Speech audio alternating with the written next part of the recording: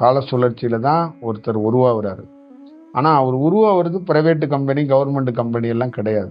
ஒட்டுமொத்தமான இந்த உலகத்தில் இருக்கிற புல் பூண்டு செடி எல்லாத்துக்குமே நான் உரியவன் தான். நான் வந்து இவங்களுக்கு உரியவன் அவங்களுக்கு உரியவன்லாம் கிடையாது.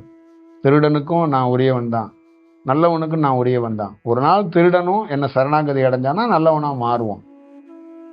அதனால அவனை வரும்போது நான் கண்ணை மூடிட்டு போயிடலாம் மாட்டேன். புரியுதுங்களா? இப்போ நல்லவனாக இருக்கிறவன் டெய்லியும் வளருவான், திருடனாக இருக்கிறவன் 6 மாதம் கழிச்சு தான் வளருவான். ஏன்னா அவனை கொஞ்சம் அலைவரிசையெல்லாம் சரி செஞ்சு கொண்டு வரணும். புரியுதுங்களா? அவ்வளோதான் விஷயம். அப்போ எல்லா விஷயத்தையும் புரியவராக தான் ஒருத்தர் உருவாக முடியும் இந்த பிரபஞ்சத்தில்.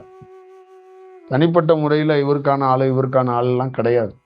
அப்படியான ஆளாக பிரபஞ்சம் எப்படி உருவாக்கும்? மக்கள் அப்படி பிரித்து வச்சிருக்காங்க. அப்படி எப்படி வேற்றுமை எப்படி இருக்க முடியும்? அதனால நீங்க உங்களுக்குள்ள ஒரு மாபெரும் தெளிவு வேணும். அந்த தெளிவும் அந்த உறுதியும் உங்ககிட்ட ஒன்று இருந்துச்சுன்னா நீங்கள் கவலையப்படாதீங்க.